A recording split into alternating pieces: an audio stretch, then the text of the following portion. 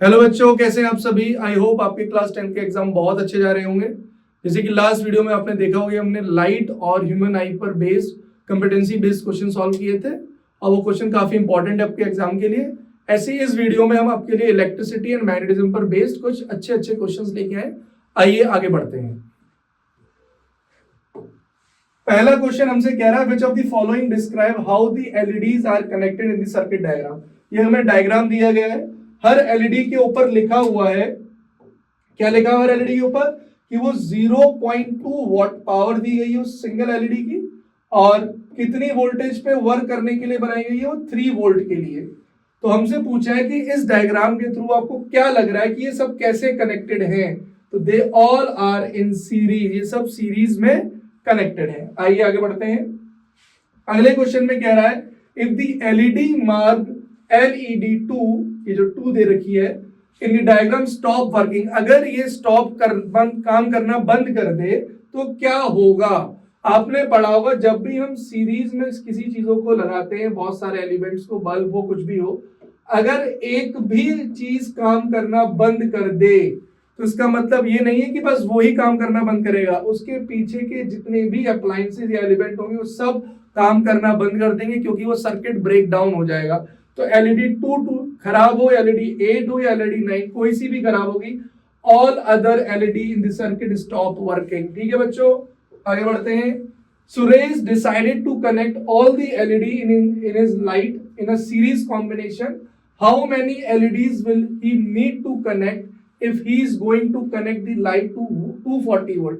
कह रहा है कि वो कितनी एलईडी की सबसे जरूरत है अगर वो इन सब एलईडीज को सीरीज में लगाना चाहता है, जितनी एलईडीज उसके पास है सबको सीरीज में लगाना चाहता है, और उस पे जो सोर्स है, कितने वोल्टेज के सोर्स में वो लगाना चाहता है, 240। अभी हमने पढ़ा था ये जो एलईडी थी वो कितनी पावर रेटिंग थी, 0.2 वोल्ट, और कितनी वोल्टेज के लिए बनाई गई थी, 3 वोल्ट। अगर वो 3 वोल्ट पे काम करेंगी तो 0.2 पावर की हमें पावर कंज्यूम करेंगी। तो अगर सबको हमने सीरीज में लगा दिया तो सब अगर 3 वोल्ट अपने आप में प्रॉपर यूज करने के लिए लेंगे, और नीचे सिर्फ 240 वोल्ट है, तो आपको पता है सीरीज में वोल्टेज ऐड होती है, तो कितने बल्ब यूज कर पाएंगे बस हम लोग। तो क्या लिख देते हैं, नंबर ऑफ बल्ब या एलईडी जो भी कह दिया हुआ है, एलईडी वो कितना हो जाएगा बच्चों, 240 डिवाइडेड बाई 3। तो 80 एलईडीज आप लोग इस पे सीरीज में लगा सकते हैं।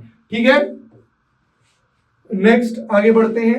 What will happen if he connect 100 LED all in parallel. अगर वो 100 एलईडी को और सारी एलईडी पैरेलल हो, किसमें हो भाई, पैरेलल हो, combination to the 240 volt supply line. क्या होगा अगर वो 240 सप्लाई लाइन पे लगा दे, तो भैया सबकी पावर रेटिंग में 3 वोल्ट लिखा हुआ है, इसका मतलब 3 वोल्ट दोगे तो प्रॉपर चलेगी, 3 वोल्ट से कम दोगे तो डिम चलेगी, मगर ज्यादा दे दिया तो वो प्रॉपरली वर्क नहीं करेंगी।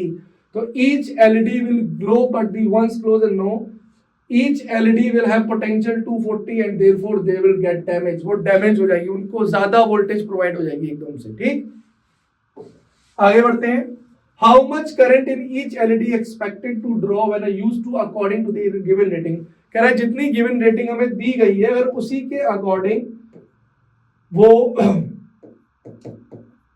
उसी के अकॉर्डिंग हम देख लेते एक बार कितनी पावर है भाई, हमारी पावर है 0.2 वोल्ट है 3, अगर वो इसी के अकॉर्डिंग काम करेंगे तो कितना करंट यूज करेंगी, तो 0.2 ये 3 वोल्ट, तो P इक्वल्स टू VI हम लोगों को पता है, तो I हो जाएगा बच्चों P अपॉन V।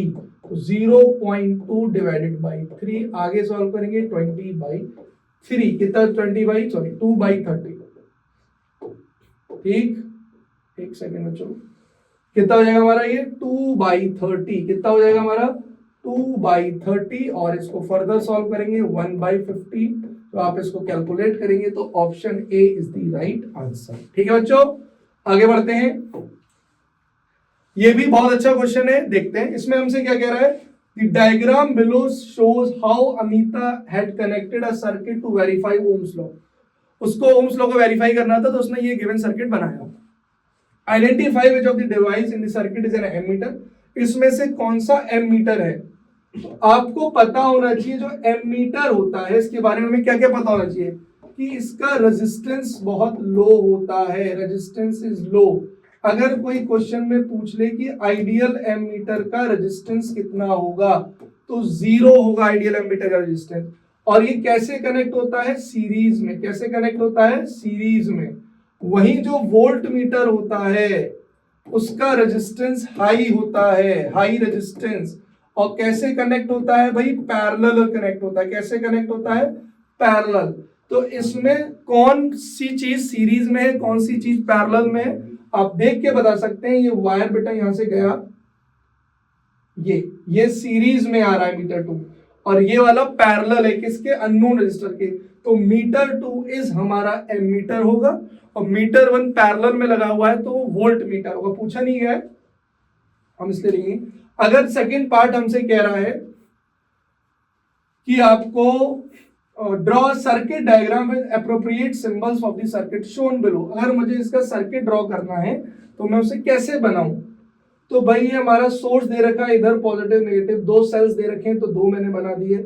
एक यहाँ पे रियोस्टेट दे रखा है, वेरिएबल रेजिस्टेंस का सिंबल ये होता है, बीच में एक एमीटर आ जाएगा, है ना बच्चों। और एक हमारे पास अननोन रेजिस्टेंस दे रखा है, मैंने उसको आर लिख लिया और वोल्ट मीटर को इससे कनेक्ट कर दिया। ठीक है बच्चों, ये हमारा आंसर हो जाएगा। करंट ऐसे आ रहा हो ऐसे चलेगा। ठीक। थर्ड पार्ट में कहता है Amita forget to put a switch in the circuit during the experiment, the wire label unknown resistor become hot. उसने स्विच ऑफ और ऑन करना वो भूल गई, और जो रजिस्टर है वो अननोन रजिस्टर वो हीट अप होता चलेगा। The resistivity of the material of the wire increases with temperature. हमें पता है जैसे जैसे टेम्परेचर बढ़ेगा रेजिस्टिविटी रेजिस्टेंस बढ़ते हैं। फिर पूछा है draw 2 potential difference versus current graph in same diagram as expected, जो उसको लगा था आना चाहिए, और दूसरा है as based on the actual observation. अगर हमें ओम्स लॉ पता है तो हमें पता है V is directly proportional to I। जो उसने एक्सपेक्ट किया था वो ग्राफ ऐसा होना चाहिए, स्ट्रेट लाइन, कि V is directly proportional to I में। जब हम ओम्स लॉ को पढ़ते हैं तो आपने ध्यान दिया होगा पहली लाइन ही लिखी होती है एट कांस्टेंट टेम्परेचर। उसका मतलब ये है कि टेम्परेचर को कांस्टेंट रखना है ताकि रेजिस्टेंस ना चेंज हो, क्योंकि अगर रेजिस्टेंस चेंज हो गया तो करंट की वैल्यू भी कम ज्यादा हो सकती है। बट जब आप प्रैक्टिकल लैब में ये सॉल्व करेंगे तो रेजिस्टेंस टाइम के साथ बढ़ता रहेगा, क्योंकि वो एक्सपेरिमेंट आगे बढ़ता रहता है। तो जब रेजिस्टेंस बढ़ेगा, क्योंकि टेम्परेचर बढ़ेगा तो रेजिस्टेंस बढ़ेगा, तो उस करंट की वैल्यू धीरे धीरे कम होती जाएगी, एज पर दी एक्सेप्शन हमारे नहीं आएगी। तो ग्राफ थोड़ा सा ऐसे निकल जाएगा। वोल्टेज तो बढ़ रहा है मगर जो करंट की वैल्यू उस रेट से नहीं बढ़ेगी, स्लोली स्लोली बढ़ेगी। ठीक है, आगे बढ़ते हैं। Answer the question based on the electric circuit shown below, all of the bulb are identical. हमसे क्या है, चारों बल्ब आइडेंटिकल है, तो कुछ हमें क्वेश्चंस बताइए। How does the voltage reading on voltmeter 1 compare with the voltmeter reading on voltmeter 2? Voltmeter 1 और वोल्टमीटर 2 की रीडिंग पूछ रहे हैं, क्या ये सेम आएगी या अलग अलग आएगी? आप ये बताइए पहले। बल्ब B1 एंड B2 ये पैरेलली कनेक्ट है। कैसे कनेक्ट है? पैरेलल। और B1 के अक्रॉस V1 है, B2 के अक्रॉस V2 है, दोनों वोल्टमीटर भी पैरेलल लगे हैं। तो कहने का मतलब ये जो V1 और V2 की रीडिंग भी क्या आएगी? सेम, क्योंकि ये सब पैरेलली कनेक्टेड है और पैरेलल में वोल्टेज क्या होती है? सेम। फिर पूछा identify the bulb through which a current equal to the reading on the ammeter flows. इनमें कौन से बल्ब ऐसे हैं जिसमें वही करंट जाएगा जो एमीटर में रीडिंग शो होगी? तो एमीटर में रीडिंग यहां शो होगी, तो बैटरी से निकला करंट यहां, तो जो करंट B3 में जाएगा वही इस एमीटर में जाएगा, और जब ये आगे जाके डिस्ट्रीब्यूट होगा वापस लौट के फिर B4 में वही आ जाएगा। तो कहने का मतलब B3 और B4 में वही वैल्यू आएगी जो एमीटर में रीडिंग आएगी। ठीक है, तो इसका मतलब हमारा आंसर इसका हो जाएगा B3 एंड B4। आगे बढ़ते हैं प्यारे बच्चों। Suresh arrange the electric circuit shown below to measure the current flowing through and potential difference of bulb. ठीक है, इज दिस सर्किट करेक्ट? क्या सर्किट करेक्ट है? अगर नहीं तो क्या गलतियां हैं?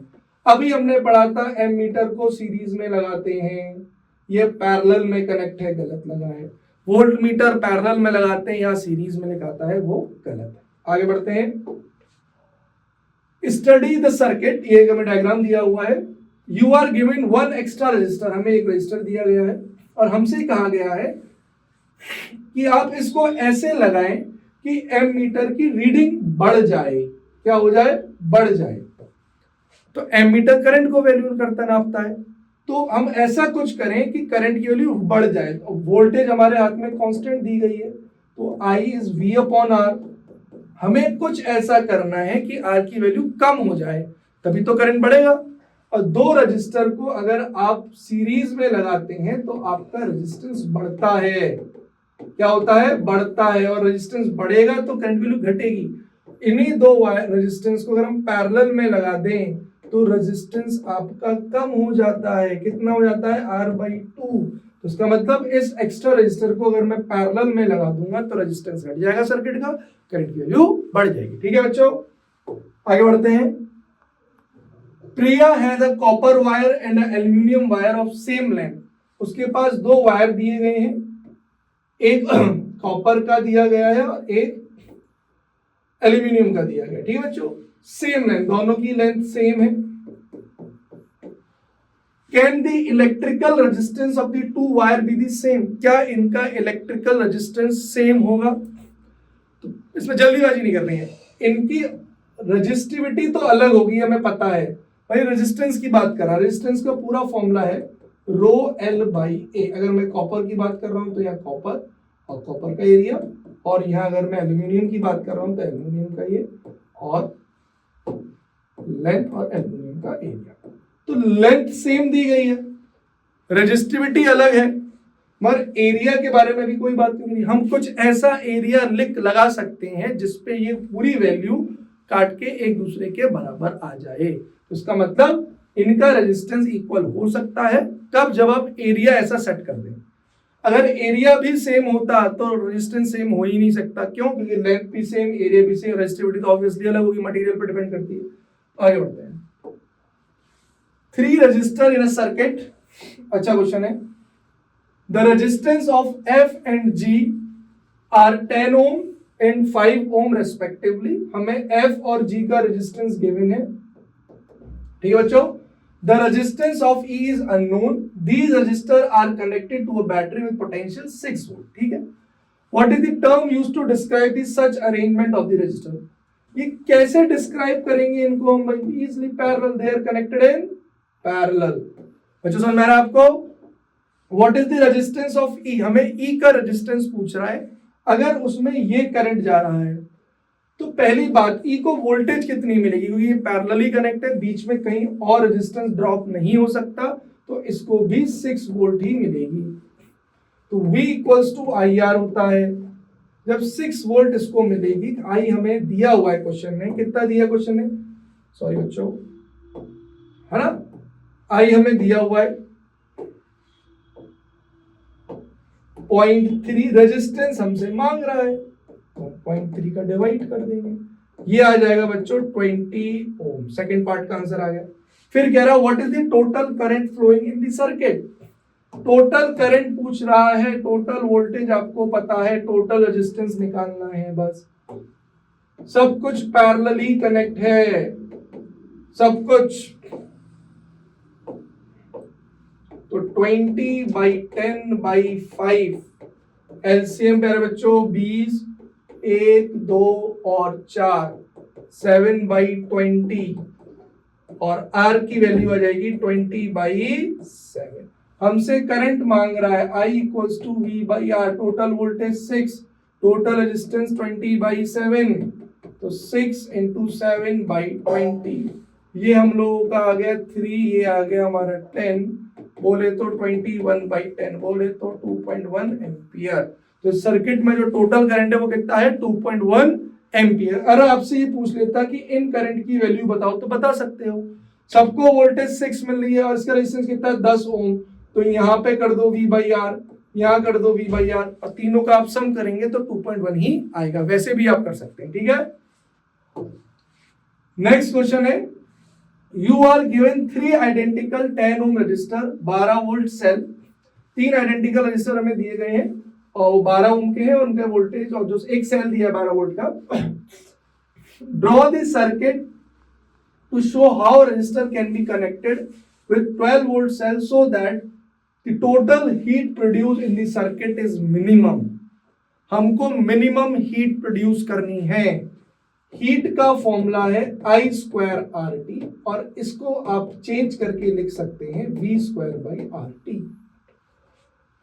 इस केस में मैं क्यों यूज कर रहा हूं सेकंड क्वेश्चन, सेकंड पार्ट याद रखिएगा। अगर वोल्टेज सेम है, वोल्टेज को नहीं छेड़ रहे हैं, रेजिस्टेंस के साथ कुछ ऐसा आपको करना है कि हीट मिनिमम आए, तो कैसे भी करके सारा खेल अब रेजिस्टेंस पर बचा हुआ है। अगर रेजिस्टेंस ज्यादा हुआ तो हीट कम, रेजिस्टेंस कम हुआ तो हीट ज्यादा। तो जब भी आप 3 सेल को सीरीज में लगाएंगे तो आपको मैक्सिमम रेजिस्टेंस मिलेगा 10 10 10 और ये बेटा कितना वोल्ट है भाई 12 वोल्ट। तो हमको रेजिस्टेंस मिल जाएगा 30 ओम। ये मैक्सिमम कंडीशन है जिसपे हमको सबसे, ये मैक्सिमम रेजिस्टेंस की कंडीशन और हीट हमें सबसे कम मिलेगी। ठीक है बच्चों, याद रखिएगा अगर वोल्टेज सेम है, रेजिस्टेंस का अरेंजमेंट पूछ रहा है, तो पैरेलल में हीट सबसे ज्यादा मिलेगी एज कंपेयर टू सीरीज। आइए,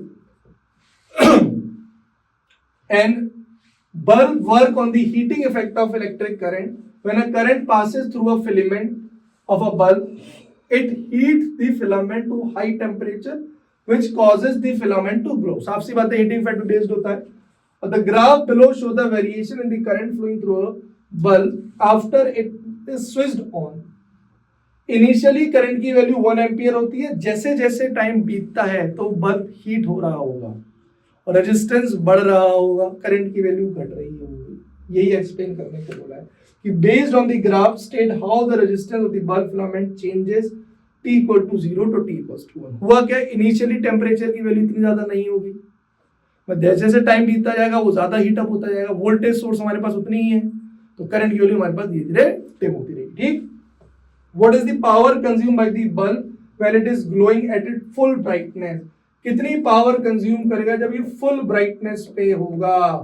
सोर्स दिया हुआ है हमें, कितना वोल्ट है भाई 200 मैक्सिमम, और फुल ब्राइटनेस करंट की वैल्यू, तो पावर कितनी आ गई भाई हमारी 200 what is the maximum power.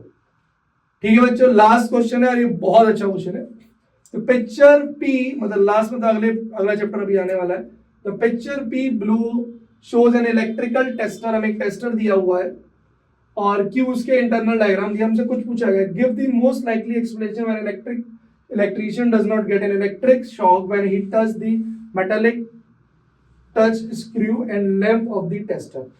क्या अगर इलेक्ट्रीशियन इसको टच भी कर लेता है तो उसको शॉक नहीं लगता है। बड़ी शॉक की बात है ये, क्यों? क्योंकि ये जो रजिस्टर है, करंट तो आ रहा है और आप बीच में कोई बड़ा सा रजिस्टर लगा दें तो वो उसकी वैल्यू कम कर सकता है। तो इसका मतलब इस रजिस्टर की वजह से उसकी वैल्यू कम हो जाती है, तो हम लोगों को उतना इफेक्ट नहीं होता है। Which part of the tester prevent the shock when the metallic touch the screw? कौन सा पार्ट भाई? रजिस्टर हमारा पार्ट है। ठीक है, और अब सिर्फ इंसुलेटेड ट्रांसपेरेंट को टच करेंगे वैसे भी कुछ नहीं होना, मेटालिक तक जाने के लिए बीच में रजिस्टर लगा दिया है तो वो उस करंट की वैल्यू को कम कर देगा। ठीक है बच्चों, आइए, ये हमारा चैप्टर था इलेक्ट्रिसिटी। सारे इंपॉर्टेंट क्वेश्चन जो भी कल हो सकता कुछ आ भी जाए, हो सकता नहीं भी आए, और ये आप जरूर करके जाइएगा। ऐसी अगला चैप्टर है हमारा मैग्नेटिक इफेक्ट ऑफ करंट। पहला क्वेश्चन दिया हुआ है, if an electron moves with a speed v along positive direction of x axis, electron इधर जा रहा है, मैग्नेटिक फील्ड किधर है भैया? वाई डायरेक्शन में, फोर्स किधर लगेगी? फ्लेमिंग का लेफ्ट हैंड रूल। पर आपको पता होना चाहिए इलेक्ट्रॉन जिधर जाता है करंट उससे थोड़ा सा, मतलब थोड़ा के जस्ट अपोजिट ही जाता है। अब हम फ्लेमिंग का लेफ्ट हैंड रूल लगाएं, FBI करंट किधर जा रहा है? इधर, FBI। मैग्नेटिक फील्ड ऊपर, अंगूठा अंदर, into the plane, z axis का नेगेटिव डायरेक्शन ऑफ z। हाँ, ये क्वेश्चन बहुत अच्छा है। अगर आपसे पूछ ले कि किसी वायर पर जिसपे करंट पास हो रहा है तो उस पे कितनी फोर्स लगेगी, तो ये उसका फॉर्मूला जनरली आप 12th में पढ़ते हैं, थोड़ा सा याद करने में आसानी होगा इसलिए बताया। वो कितनी फोर्स लगती है? ILB sin theta. थीटा कौन होता है? थीटा होता है एंगल बिटवीन करंट, आप ये समझ के चलिए, एंड मैग्नेटिक फील्ड। अगर मुझे मैक्सिमम चाहिए, खुद सोचो फोर्स, तो थीटा को 90 होना पड़ेगा। 90 कब होगा? मैग्नेटिक फील्ड मान लेते हैं इधर है, करंट ऐसे जा रहा है, अगर कोई wire perpendicular to the magnetic field आ जाए तो थीटा 90, तो मैक्सिमम फोर्स एक्सपीरियंस करेगा। और वो मैक्सिमम होगी कितनी, ये पूछा हुआ है, वो मैक्सिमम कितनी होगी? साइन थीटा तो 1 हो जाएगा। ILB is the maximum. ठीक है बच्चों, हमसे पूछा जीरो कब लगेगी, तो जीरो कब लगी? पहला थीटा जीरो हो जाए। अगर थीटा जीरो हो गया, साइन जीरो जीरो ही होता है। थीटा जीरो होने का फिजिकल सेंस मतलब अगर वो मैग्नेटिक फील्ड के पैरेलल ही आ जाए, क्या आ जाए? वायर पैरेलल रख दिया जाए, थीटा जीरो, या फिर एंटी पैरेलल रख दिया जाए। 180 भी जीरो होता है, साइन 180 भी जीरो, याद रखिएगा। तो इसका आंसर हो जाएगा 180। आप लोग इसको याद करेंगे क्या? याद करने में दोबारा समझा देता हूं, कल के लिए इंपॉर्टेंट है। क्या याद करना है आपको कि थीटा अगर 90 है तो मैक्सिमम फोर्स कितना? ILB। थीटा अगर 0 है और 180 है, दोनों में से कोई भी है, फोर्स इज 0। याद रखिएगा इस बात। आगे बढ़ते हैं। हमसे पूछा गया है the resistance magnetic field at point P between two parallel wire. आ जाइए, अच्छा क्वेश्चन है। राइट हैंड थंब रूल लगाते हैं। राइट हैंड थंब रूल आप लगाएंगे तो इस वाले वायर की वजह से जो मैग्नेटिक फील्ड है वो अंदर की तरफ आ रही होगी, मतलब इनटू द पेज। इस वाले वायर की वजह से आउट ऑफ द पेज।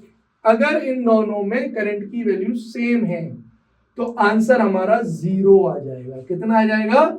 0, क्योंकि इसकी वजह से अंदर, इसकी वजह से बाहर, एक से अंदर एक अपोजिट। और अगर करंट की वैल्यू सेम दे दी तो दूरी भी सेम है, तो ये कट के 0 आ जाएगा। ठीक है। An electron enters magnetic field at right angle to its as shown in the figure। ये भी हमने कुछ थोड़ी देर पहले ही समझा था। इलेक्ट्रॉन इधर जा रहा है तो करंट ऊपर जाएगा। FBI मैग्नेटिक फील्ड, करंट किधर जा रहा है? ऊपर। मैग्नेटिक फील्ड इधर, ये देखिए करंट किधर जा रहा है? मैग्नेटिक फील्ड इधर, करंट किधर ऊपर, अंगूठा का अंदर, इनटू दी पेज। ठीक है बच्चों, को थोड़े बहुत क्वेश्चन रह गए बस।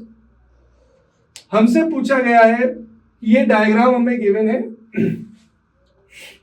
ऐसा कुछ हुआ कि डायग्राम बदल के ऐसा आ गया, तो करंट के साथ क्या छेड़खानी हुई होगी?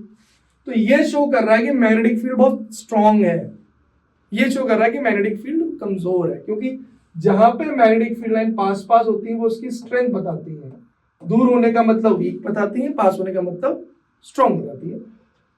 तो ऐसा क्या हो? डायरेक्शन तो चेंज नहीं हुई फील्ड लाइंस की, देयर एंटी क्लॉकवाइज, तो करंट ऊपर जा रहा था, अभी भी ऊपर ही जाएगा, पर इसका मैग्नीट्यूड कम हो गया, मैग्नीट्यूड वाज डिक्रीज्ड। अगर इसी क्वेश्चन में डायरेक्शन पलट देता तो direction is also reverse and magnitude is also decrease. ठीक है। क्वेश्चन नंबर 6, ये थोड़ा सा ध्यान लगाते हैं। क्या कहता है इस क्वेश्चन में? क्वेश्चन कहता है इन 1980-20 Oersted discovered that magnetic needle is deflected by a current carrying wire.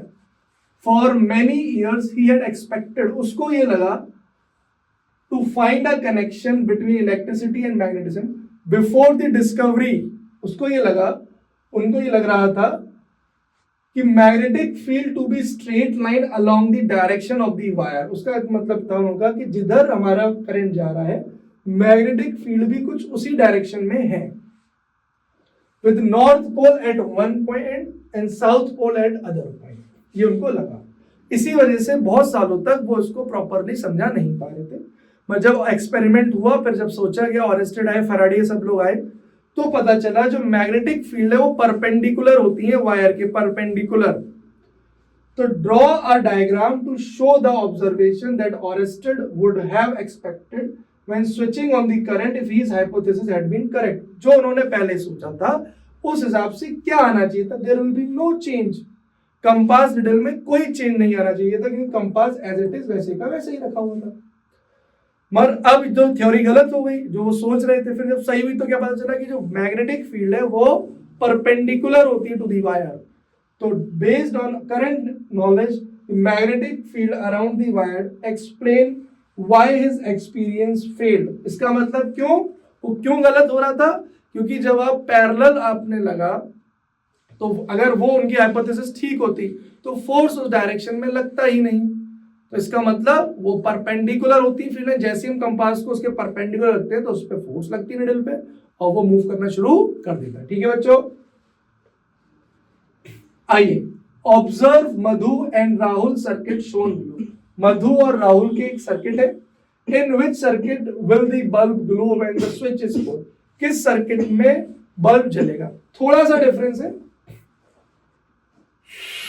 Switch इसमें यहां है, इसमें स्विच यहां है। जब ये दोनों स्विच क्लोज होंगे बल्ब दोनों केस में जलेगा, वही सर्किट होंगे। Both Manu and Rahul open the switch, दोनों ओपन करते हैं स्विच को। फिर पूछा गया है from whom will changing the bulb be safe and for whom will it be dangerous। किसके लिए डेंजरस होगा, किसके लिए सेफ होगा। जैसे मधु का सर्किट देखिए, करंट आप इसको ऑन करेंगे, जब तक ऑन ऑफ करेंगे उतनी देर तक तो करंट पहुंच जाएगा बल्ब में। यहां आप ऑन ऑफ करेंगे तो पहले स्विच से क्रॉस होके जाना है। तो मधु का circuit as compare to Rahul circuit is more dangerous, क्योंकि जितनी देर में तो करंट पहुंच जाएगा जब तक स्विच ऑन ऑफ करेंगे। ठीक है, अगला question. In this circuit below in case of an overload, overloading होगी, will the fuse protect the electric oven from the damage. बिल्कुल ठीक, अगर ओवरलोडिंग होगी तो फ्यूज इसको नहीं, थोड़ा समझते हैं, एक सेकंड बच्चों। ओवरलोडिंग के दौरान क्या ओवन को बचा पाएगा? नहीं, जब ओवरलोडिंग जब होती है तो करंट की डिमांड एकदम से बहुत तेज बढ़ती है, मगर करंट की डिमांड जब बढ़ेगी तो वो ओवन को पहले ही क्रॉस कर जाएगी, तब जाके फ्यूज पे पहुंचेगी। तो ये तरीका नहीं सही है। फ्यूज हमेशा अप्लायंस से पहले लगाते हैं ताकि वो वहीं पे मेल्ट डाउन हो जाए। फिर if the oven has rating 13 ampere, what should be the minimum value of the fuse rating. अगर 13 एम्पियर की हमें जरूरत है तो फ्यूज हमारा थोड़ा सा ज्यादा होना चाहिए, 13 पॉइंट समथिंग। ठीक है, बस एक दो क्वेश्चन और रहेंगे बच्चों। मैग्नेटिक फील्ड लाइंस की प्रॉपर्टी याद करिए इस क्वेश्चन के लिए। Bar magnet, magnetic field lines north से ओरिजिनेट होती हैं, साउथ में जाके एंड होती है। तो ध्यान रखिए कहां से ओरिजिनेट हो रही है, क्यू से ओरिजिनेट हो रही है, तो क्यू हमारा नॉर्थ है। साउथ से ओरिजिनेट हो रही है, साउथ हमारा नॉर्थ है। पी पर एंड हो रही है, ये साउथ ये साउथ। ठीक है, ठीक है बच्चों, लास्ट क्वेश्चन, आज की वीडियो का लास्ट क्वेश्चन। आई होप आपको सारे क्वेश्चन समझ में आएंगे। जो भी कुछ चीजें नहीं समझ में आई उसे प्लीज कमेंट में हमें बताइएगा। The figure shows two magnet X and Y near each other। ये नॉर्थ को शो कर रहा है। अगर बेसिक पूछा जाए तो यहां से फील्ड लाइंस ओरिजिनेट हो रही हैं और यहां पर एंड हो रही है, तो ये नॉर्थ को शो कर रहा है, ये साउथ। एज इट इज यहां से ओरिजिनेट हो रही है तो ये नॉर्थ को शो कर रहा है, ये साउथ को। तो जब मैं इसको if magnet X is moved towards Y as indicated by the arrow, will the two magnet attract? दोनों नॉर्थ हैं, पास ले जाओगे, they will repel each other, they will repel each other। ठीक है बच्चों, क्वेश्चन बहुत सारे हैं, सारे तो हम लास्ट के कुछ टाइम में नहीं कर सकते, पेपर बस आपका कल ही है। तो ये कुछ इंपॉर्टेंट क्वेश्चन है, इसको एटलीस्ट आप देख जाइए, इससे रिलेटेड आगे पीछे कुछ आएगा तो आप खुद उसको फिर सॉल्व कर सकते हैं। ठीक है बच्चों, थैंक यू वेरी मच।